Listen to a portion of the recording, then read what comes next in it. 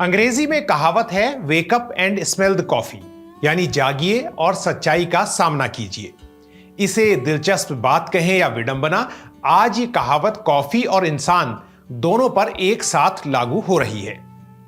नमस्कार, मैं हूं Hriday Joshi. Eco and energy talk में आपका स्वागत है और आप देख रहे हैं हमारा विशेष संडे टॉक। सुबह की वो पहली महकती प्याली जिसकी खुशबू के साथ हम दिन की शुरुआत करते हैं, या फिर शाम की लंबी बातचीत जो एक गर्म कॉफी के कप के बिना अधूरी है। कॉफी सिर्फ एक ड्रिंक नहीं है, दुनिया भर में करोड़ों लोगों के लिए एक इमोशन है, एक रिफ्रेशमेंट है। लेकिन क्या आपने कभी सोचा है कि जिस प्याली का लुत्फ आप आज उठा रहे हैं, आने वाले कुछ दशकों में उसका स्वाद बदल सकता है, या शायद वो आपकी पहुंच से ही बाहर हो जाए। यानी हम सब के लिए यह समय है wake up and smell the coffee कहने और सोचने का।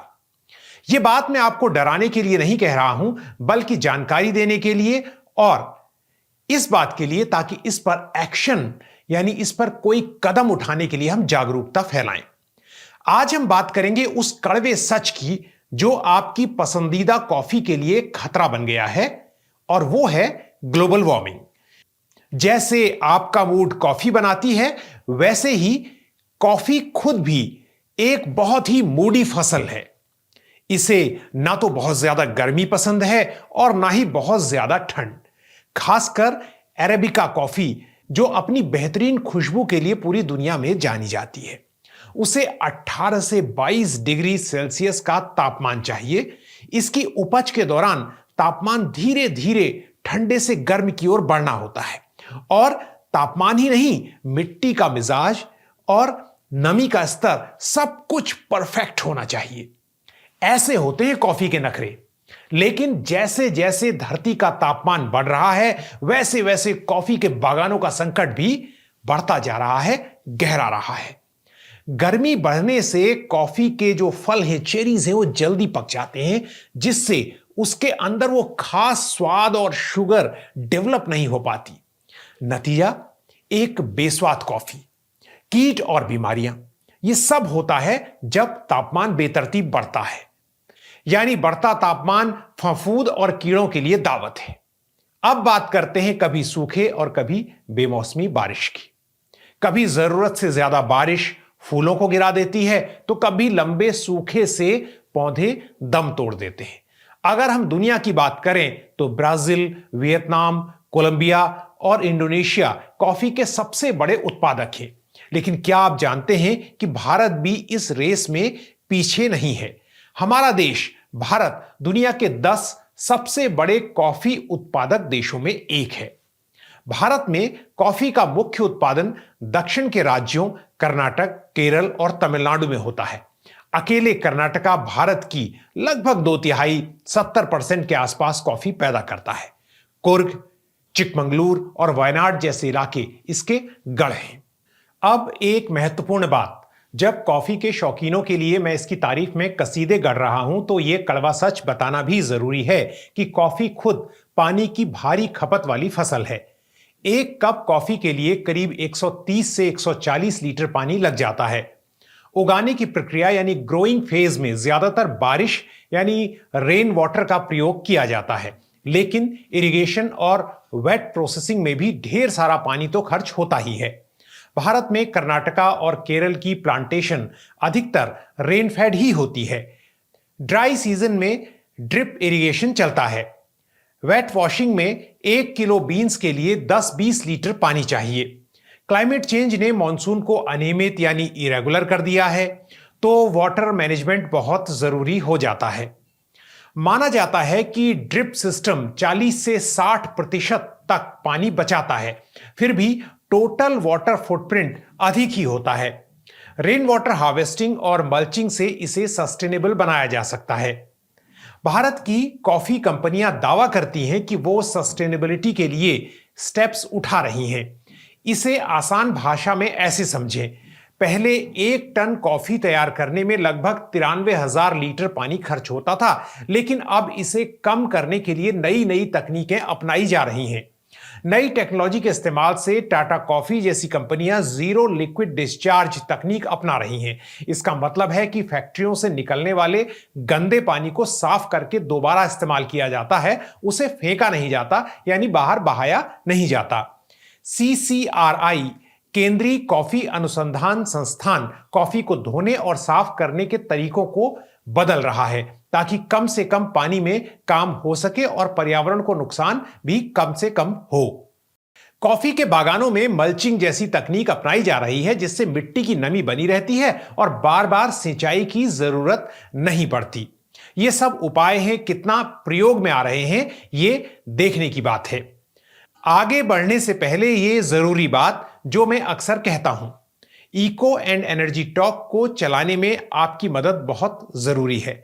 जिन लोगों ने सब्सक्राइब किया उनका बहुत बहुत शुक्रिया, पर जिन लोगों ने ज्वाइन का बटन दबाकर मेंबरशिप ली है उनका आर्थिक सहयोग मेरी ताकत बनता है। वादे के मुताबिक यहां इको लर्नर्स और इको वॉरियर्स सदस्यों के नाम शाउट आउट के तहत दिए जा रहे हैं। आप लोगों के सहयोग के लिए आपका बहुत बहुत शुक्रिया। हैरानी की बात यह है कि भारत की करीब 70% से 80% कॉफी निर्यात एक्सपोर्ट कर दी जाती है, यानी इटली से लेकर जर्मनी तक लोग भारतीय कॉफी के दीवाने हैं, उसे पीते हैं। लेकिन अब किसान चिंतित हैं क्योंकि पैदावार में अनिश्चितता बढ़ गई है। तो क्या कॉफी गायब हो जाएगी? नहीं, अगर हम अब भी संभल जाएं तो इस बारे में कुछ किया जा सकता है। हमें क्लीन एनर्जी और सस्टेनेबल फार्मिंग की ओर बढ़ना होगा, उसकी ओर अपना रुख करना होगा।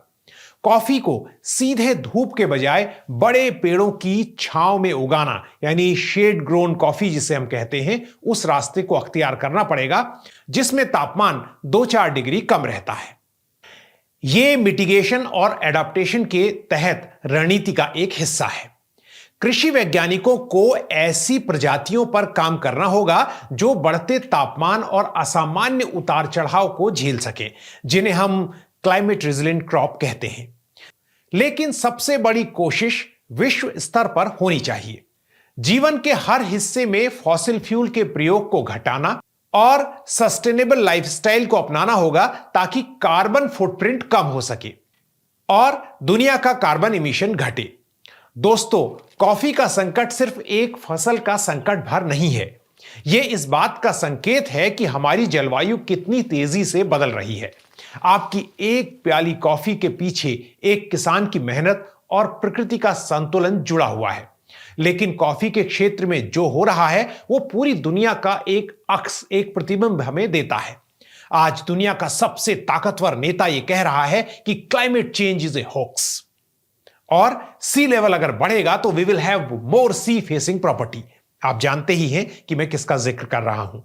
आज हाल यह है कि सालाना क्लाइमेट चेंज समिट यानी वार्ताएं होती हैं तो उन देशों में जो तेल और गैस के व्यापारी हैं, जिन्हें पेट्रोस्टेट्स कहा जाता है, और इन्हीं पेट्रोस्टेट्स के नेता ग्रीन एनर्जी के नाम पर समिट कराते हैं, लेकिन वहां दुनिया के देशों के साथ तेल और गैस के MOU और डील भी साइन किए जाते हैं। हमारे अपने देश में जहां साफ ऊर्जा उत्पादन क्षमता भले ही कुल कैपेसिटी के 50% के बराबर हो गई है, उसको क्रॉस कर लिया है, लेकिन अभी भी जब उत्पादन की बात हो तो 70% के आसपास जो एनर्जी है वो कोयले से ही बन रही है। वो हमारा प्रमुख ईंधन अब भी बना हुआ है एनर्जी उत्पादन के मामले में। अगर आज हम क्लीन एनर्जी को बढ़ाने और क्लाइमेट एक्शन की बात नहीं करेंगे तो कल शायद यह स्वाद सिर्फ यादों में रह जाए।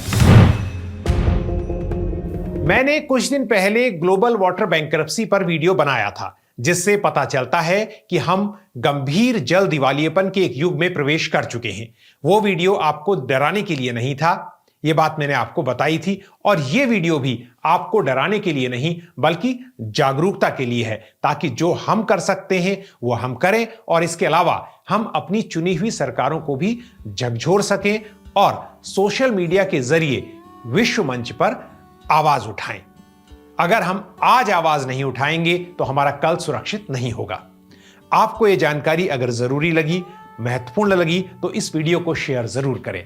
पर्यावरण, ऊर्जा और विज्ञान के साथ हेल्थ से जुड़ी ऐसी ही गहरी और शोध आधारित रिसर्च बेस्ड रिपोर्ट्स के लिए हमारे channel eco and energy talk को सब्सक्राइब करें, बेल आइकन को दबाना ना भूलें ताकि कोई भी संडे टॉक या दूसरा एपिसोड जो भी मैं बनाता हूं वीडियो या कोई भी अपडेट्स जो हैं वो आपसे मिस ना हो। साथ ही अगर आप इस चैनल के मेंबर बनेंगे तो उससे मेरी मदद होगी। ज्वाइन का बटन दबाएं और मेंबर बने। और इस वीडियो को सपोर्ट करने के लिए आप सुपर थैंक्स के विकल्प की मदद से भी मेरा सहयोग कर सकते हैं।